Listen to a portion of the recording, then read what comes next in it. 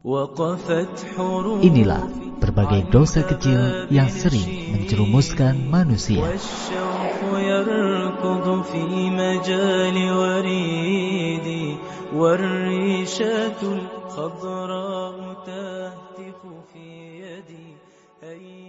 Assalamualaikum warahmatullahi wabarakatuh. Alhamdulillah wassalatu wassalamu ala Rasulillah wa ala alihi wa sahbihi wa man tabi'ahum bi ihsanin ila yaumil qiyamah, amma ba'd. Pada kesempatan yang diberkahi ini, pendengar yang budiman, akan kita bahas tentang mengkhitbah di atas khitbah orang lain. Dalam syariat Islam telah memberikan konsep yang jelas tentang tata cara pernikahan berlandaskan Al-Quran dan Sunnah. Sesuai dengan pemahaman para salafus saleh, di antaranya adalah khitbah. Pendengar yang budiman, disunnahkan melihat wajah wanita yang akan dipinang dan boleh melihat apa yang dapat mendorongnya untuk bisa menikahi wanita tersebut. Hal ini diriwayatkan oleh Imam Bukhari bahwasanya Rasulullah sallallahu alaihi wasallam bersabda, "Idza khataba ahadukumul mar'ah fa idza istata'a an yanzura minha ila ma yad'uhu ila nikahiha falyaf'al." Rasulullah bersabda, apabila seseorang di antara kalian ingin meminang seorang wanita, jika ia bisa melihat apa-apa yang dapat mendorongnya untuk menikahinya, maka lakukanlah. Al-Mughirah bin Syu'bah radhiyallahu an pernah meminang seorang wanita, maka Nabi SAW bertanya kepadanya, "Unzur ilaiha fa innahu ahra ayyudama bainakuma." Rasul memerintahkan kepada Al-Mughirah bin Syu'bah, lihatlah wanita tersebut, sebab hal itu lebih patut untuk melanggengkan cinta kasih di antara kalian berdua. Hadis ini diriwayatkan oleh Imam Bukhari dan Muslim. Pendengar yang budiman, demikian juga Imam At-Tirmidzi berkata, sebagian ahli ilmu berpendapat tentang hadis ini bahwa menurut mereka tidak mengapa melihat wanita dipinang selagi tidak melihat apa yang diharamkan darinya. Nah, pendengar, itulah di antara syariat Islam yang hendak dilakukan sebelum fase pernikahan, yaitu dengan khitbah.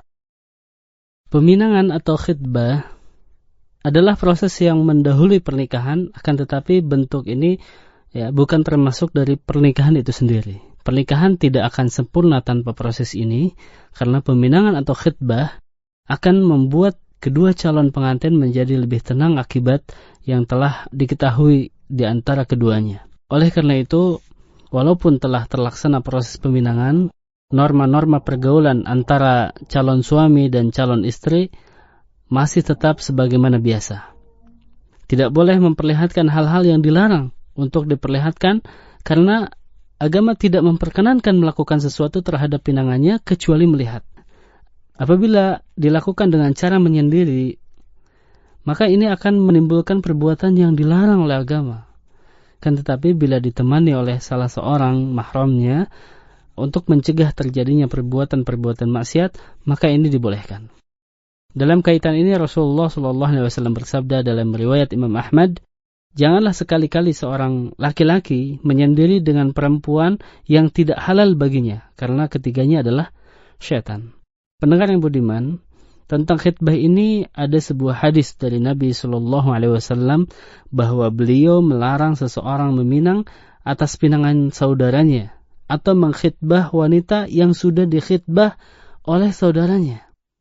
Terdapat sejumlah hadis yang mengenai hal ini, diantaranya adalah hadis yang diriwayatkan oleh Imam Bukhari.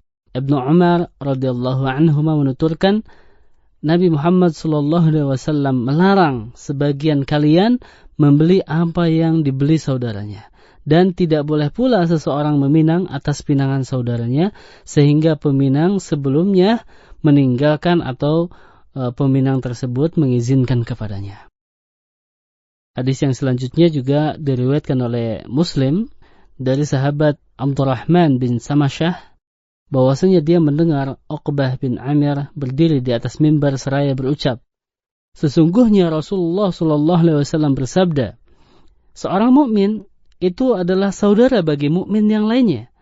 Oleh karena itu dia tidak halal baginya untuk bagi seorang mukmin membeli atas pembelian saudaranya, dan tidak pula halal meminang di atas pinangan saudaranya hingga dia meninggalkannya. Nah, pendengar sekalian yang dirahmati Allah Subhanahu wa taala, seseorang yang meminang pinangan saudaranya dapat memasukkan atau menyebabkan permusuhan di dalam hati. Karena itu Islam melarangnya. Ya, seperti kita lihat di dalam Imam Al-Bukhari meriwayatkan dari sahabat Abu Hurairah radhiyallahu an, dari Nabi SAW, beliau bersabda, "Iyyakum wadh-dhann, fa inna adh-dhanna akdzabul hadits, wa la tajassasu wa la tahassasu wa la tabaghadu wa kunu ikhwana, wa la yakhtub rajulu ala khitbati akhihi hatta yankiha aw yatruk." Beliau mengatakan, janganlah kalian berprasangka, karena sebagian prasangka itu adalah seburuk-buruk pembicaraan. Jangan mencari-cari kesalahan orang lain, dan jangan saling bermusuhan. Serta jadilah kalian sebagai orang-orang yang bersaudara. Janganlah seseorang meminang atas pinangan saudaranya hingga dia menikahinya atau dia meninggalkannya. Nah, pendengar sekalian, Al-Hafidh berpendapat dalam kitab Al-Fath bahwasanya larangan ini adalah pengharaman. Ia mengatakan menurut jumhur, larangan ini adalah pengharaman. Lalu beliau menambahkan larangan ini menurut mereka untuk pengharaman tetapi tidak membatalkan akad. Bahkan Imam Nawawi meriwayatkan bahwa larangan dalam hadis ini adalah pengharaman berdasarkan ijma'. Tetapi mereka berselisih mengenai syarat-syaratnya. Adapun menurut Al-Imam Asy-Syafi'i, makna hadis dalam bab ini ialah bila seorang pria meminang wanita lalu dia ridho dengannya dan hatinya merasa mantap kepadanya, maka tidak boleh seorang pun melamar pinangannya. Jika seorang tidak mengetahui kerelaannya dan kemantapan pilihannya, maka tidak mengapa dia meminangnya. Demikian pendengar sekalian yang dirahmati Allah Subhanahu wa taala, semoga hal ini bermanfaat dan bisa dijadikan sebagai bahan acuan dan pertimbangan bagi yang menjalin rumah tangga yang bahagia. Dan semoga Allah Subhanahu wa ta'ala senantiasa memberikan yang terbaik bagi kita semuanya. Wallahu a'lam. Wassalamualaikum warahmatullahi wabarakatuh.